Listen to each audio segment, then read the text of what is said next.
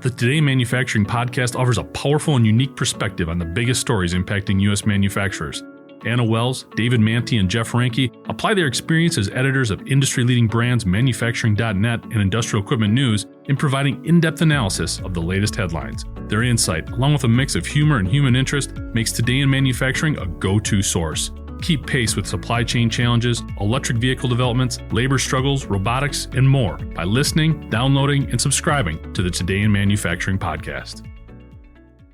Aerojet Rocketdyne recently completed work on the 4 RS-25 engines that will help power NASA's Space Launch System, or SLS, rocket on the Artemis IV mission.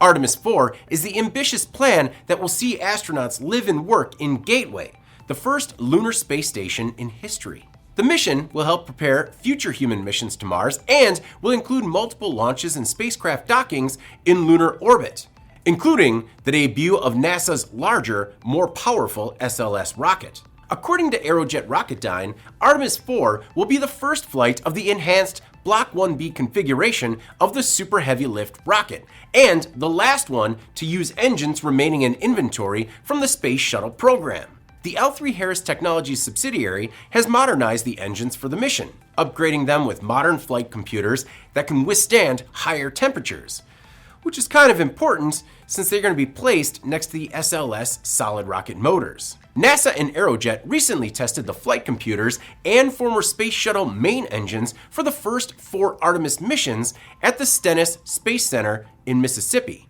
The first 3 Artemis missions will use the SLS Block 1 configuration with an interim cryogenic propulsion stage powered by a single RL-10.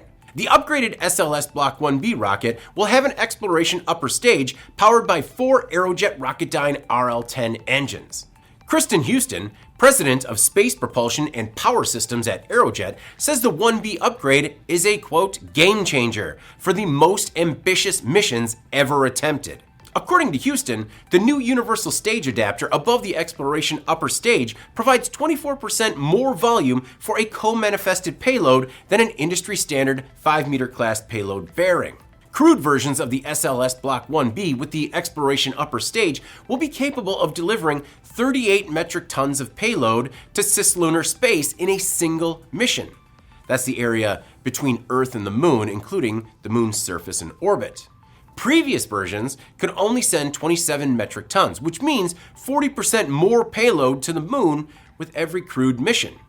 Cargo-only versions of the vehicle can deliver some 42 metric tons. In Artemis V, Aerojet says the SLS Deep Space Exploration rocket will use newly manufactured versions of the RS-25 engines that take advantage of production efficiencies and advances in manufacturing to reduce unit costs by more than 30%. From previous shuttle versions, and also improve thrust. According to Aerojet, the RS-25 engine has flown on 29 shuttle missions, carrying 142 astronauts to orbit, more than any other set of shuttle-era engines used for Artemis. I'm David Manty. This is Manufacturing Now.